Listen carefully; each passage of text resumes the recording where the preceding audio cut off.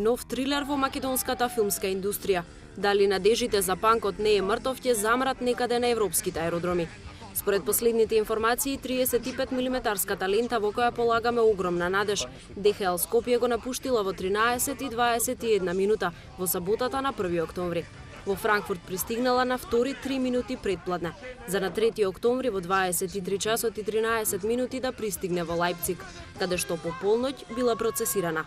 Според информации на филмскиот фонд, пратката ќе полета веројатно вечерва, што ќе значи дека ќе доцниме во Лос Анџелес цел ден. Дома се кршат прсти од нервоза, дали евентуалниот негативен исход е колатерална штета на домашни несогласувања.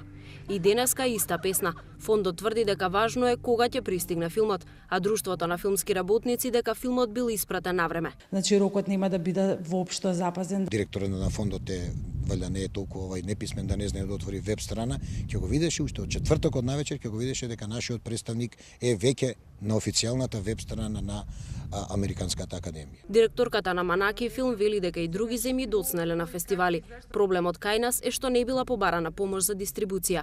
Го наведува примерот со нивното асистирање при испраќањето на мајки на минатогодишниот Оскар.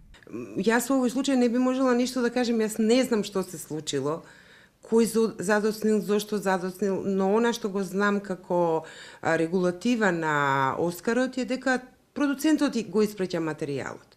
Се продуцентот може да задолжи некој друг, но каков е случајот со панкот не е мртов, навистина не знам.